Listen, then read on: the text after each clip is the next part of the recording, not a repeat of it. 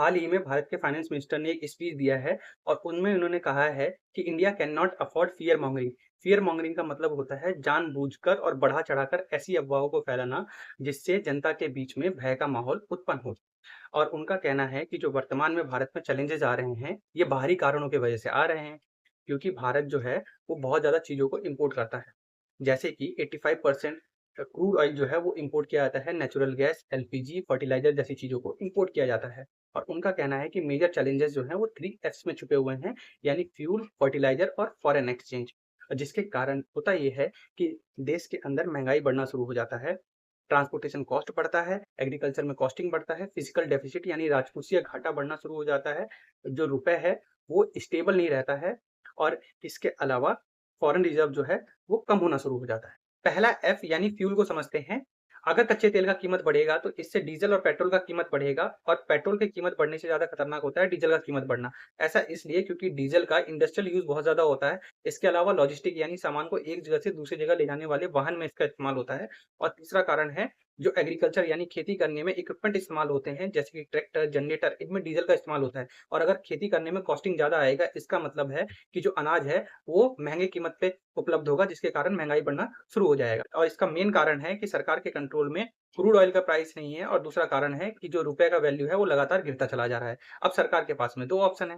पहला ऑप्शन है कि एक्साइज़ ड्यूटी जो कि एक टाइप का टैक्स होता है, इसको बढ़ा दे। अगर सरकार टैक्स को बढ़ाएगी तो जो सरकार का रेवेन्यू है यानी उनके पास जो पैसा आएगा वो बढ़ेगा, लेकिन इससे इन्फ्लेशन यानी मुद्रास्फीति बढ़ेगा। दूसरा ऑप्शन है सरकार के पास में कि जो टैक्स है उसका वैल्यू कम कर दे, और टैक्स का वैल्यू कम करते हैं तो सरकार के पास में जो रेवेन्यू है वो कम होगा और फ्यूल का प्राइस कम हो जाएगा, लेकिन सरकार का फिजिकल डेफिसिट यानी राजकोषीय घाटा जो है वो बढ़ना शुरू हो जाएगा। अब दूसरे एफ यानी फर्टिलाइजर को समझते हैं। भारत सरकार द्वारा फर्टिलाइजर को इंपोर्ट किया जाता है सऊदी अरेबिया, रशिया और मोरक्को जैसे देश से। इसके अलावा डीएपी को इंपोर्ट किया जाता है चाइना से। अगर फर्टिलाइजर का कॉस्ट बढ़ना शुरू होगा तो इससे एग्रीकल्चर में कॉस्टिंग बढ़ना शुरू हो जाएगा, यानी प्रोडक्शन कॉस्ट बढ़ेगा और इससे फूड प्राइसेस यानी खाद्य पदार्थ की कीमतें बढ़ना शुरू हो जाएंगी। और भारत सरकार द्वारा चाह करके भी इसके इंपोर्ट को रोक नहीं सकते। ऐसा इसलिए क्योंकि अगर इंपोर्ट को रोक दिया तो उस केस में जो ऑलरेडी फर्टिलाइजर उपलब्ध है मार्केट में उनकी कीमतें बढ़ना शुरू हो जाएंगी और जिससे कि फूड प्राइसेस यानी खाद्य पदार्थ जो है उनकी कीमतें बढ़ना शुरू हो जाएंगे, यानी सेम साइकिल वापस से चालू हो जाएगा।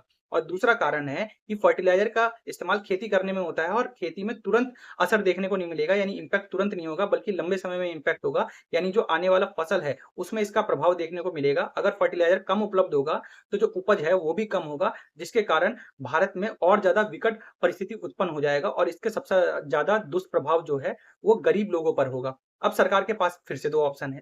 पहला ऑप्शन है कि सरकार सब्सिडी बढ़ा दे। अगर सरकार सब्सिडी बढ़ाती है तो उस केस में जो बर्डन है यानी पूरा बोझ जो है वो सरकार के ऊपर पे आ जाएगा, यानी हमारा जो फिजिकल डेफिसिट है वो बढ़ना शुरू हो जाएगा।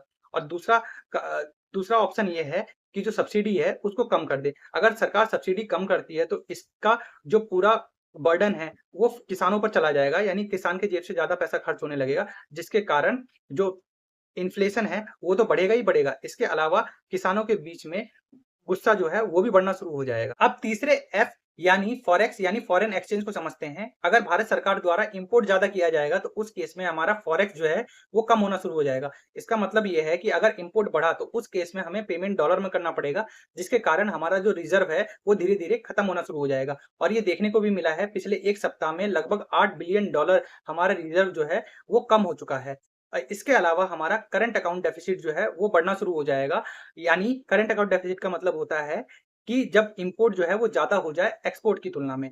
इससे हमारा जो रुपए है वो धीरे धीरे कमजोर होना शुरू हो जाएगा और जो हमारे यहाँ पे इन्वेस्टर्स ने पैसा इन्वेस्ट किया है उनका भरोसा धीरे धीरे उठने लगेगा, जिसके कारण जो वो पैसा लगा रहे हैं वो धीरे धीरे निकालना शुरू कर देंगे और इससे हमारे स्टॉक मार्केट में ही बहुत ज्यादा इम्पैक्ट देखने को मिलेगा। इसीलिए जो हमारे मिनिस्टर है वो ऐसा बयान देते हुए दिखेंगे जिसमें वो कहेंगे कि जो बाहर से सामान मंगाए जा रहे हैं उनका बहुत सोच समझ के इस्तेमाल करें या उनका इस्तेमाल करना कम कर दें। अगर ऐसी ही परिस्थिति लंबे समय तक रहा तो हम इसी विशियस साइकिल में वापस से फंस जाएंगे और लंबे समय में हो सकता है कि भारत में स्टैगफ्लेशन जैसी सिचुएशन को उत्पन्न हो जाए।